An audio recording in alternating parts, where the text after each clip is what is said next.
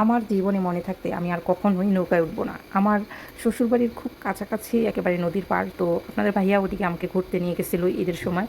তো নিয়ে যাওয়ার পর আমি বারবার বলতেছিলাম যে আমি একটু নৌকায় উঠবো, আমাকে নৌকায় ওঠাও, আমার খুব মন চাইতেছে নৌকায় উঠতে।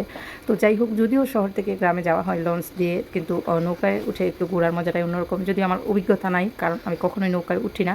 ওনাদের বাড়ির খুব কাছে, বললাম না, মেঘনা নদীর পাড়, কাটাখালী ঘাটের কাছে ওনাদের বাড়ি। তো যাই হোক, আমার শ্বশুরবাড়ি। তো উনি উঠতে চাচ্ছেন না, কারণ কথায় আছে না, মানে একটা জিনিস খেয়াল করবেন, যাদের যে ফল গাছ আছে ওনারা ওই ফল খাইতে চায় না। তো ওনাদের বাড়ির খুব কাছে, তো ছোটোবেলা থেকে বড় হয়েছে এদিকে, আসছে অনেক, এদিকেই বেশিরভাগ সময় কাটাইছে আমি যতটুকু শুনছি। আর উনি বলছে, আর যখন ওনারা একটু বড় হয়েছে, বুঝের হয়েছে, ওনাদের 12-15 বছর, ওনারা সবসময় নাকি এখানেই থাকতো।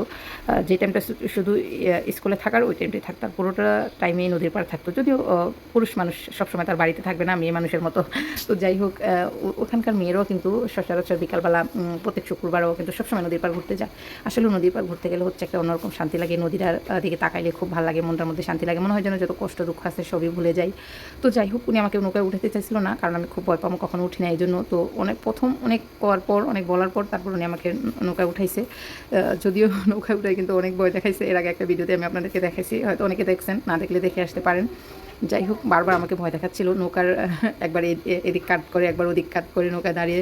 তো যাই হোক, আমি হচ্ছে গিয়ে বারবার শুধু আস্তাক ফিরুল্লাহ করতেছি। আর দেখেন ওই নৌকায় কত মানুষ, অনেকগুলো মানুষ। আর আমাদের নৌকায় শুধু আমি, আমার হাজব্যান্ড, আমার 2টা বাচ্চা, আমার ননদের মেয়ে।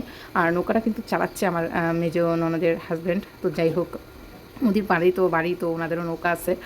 যাই হোক, যে দেখেন, ইচ্ছে করে কিন্তু আপনাদের ভাইয়া ভয় দেখাচ্ছে আমাকে, নৌকাটা এদিক সেদিক কাট করতেছে, বারবার আমাকে ভয় দেখাচ্ছে, বারবার বলতেছে আর কখনো নৌকায় উঠতে বলবো, আর কখনো বলবা নৌকায় উঠবো, নৌকায় উঠবো। তো আমি বলতেছিলাম যে তোমাদের তো বাড়ির খুব কাছে, তোমরা সবসময় ওঠো, আসো, কিন্তু আমার তো আসা হয় না, আমার তো একটু মন চায় উঠতে। তো দেখেন, আমি বারবার শুধু আস্তাগফিরুল্লাহ পড়তেছি, আর আমার খুবই ভয় লাগতেছে। তো ভাবলাম আমি একটু ভিডিও করি, আপনাদের সাথেও শেয়ার করি। আর এই দেখেন, আমার মেয়েটা কিন্তু ওনার কোলে, ও কিন্তু ভয় পাচ্ছে না। এই যে আমার মেয়ে, ননদের মেয়ে, এই যে সামনে বসা, ও ভয় পাচ্ছে না।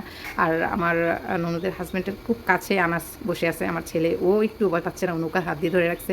কিন্তু আমার খুবই ভয় লাগতেছিল। পরে সবাই আমাকে নিয়ে হাসতেছে, যে ছোটো ছোটো ওরা সবাই বলতেছে যে আমরা ভয় পাই না। আমার ননদের মেয়েও বলতেছে যে আন্টি আমি ভয় পাই না, কিন্তু আপনি শুধু ভয় পাইতেছেন। তো যাই হোক, আপনাদের ভাইয়া আর দুলাভাই আমাকে নিয়ে বারবার হাসতেছে যে আমি কেন ভয় পাচ্ছি, বাচ্চারা ভয় পাচ্ছে না। তো আমার হচ্ছে অনেক ডর লাগতেছিল।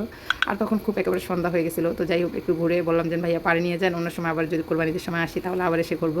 তো যাই হোক, দেখেন নদীটা দেখে আমার খুবই ভালো লাগছে। আর সব থেকে ভালো লাগছে ওই যে দেখেন চরটা, আমার খুব যাইতে মন চাইছিল, আমার অনেক ভালো লাগছে চরটা দেখে।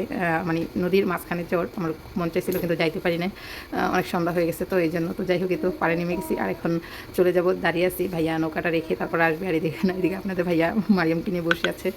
আর তো আমি খুবই ভয় পাইছি, বিশ্বাস করেন। যাই হোক, ভিডিওটা কেমন লাগলো কমেন্ট করে জানাবেন। আল্লাহ হাফেজ।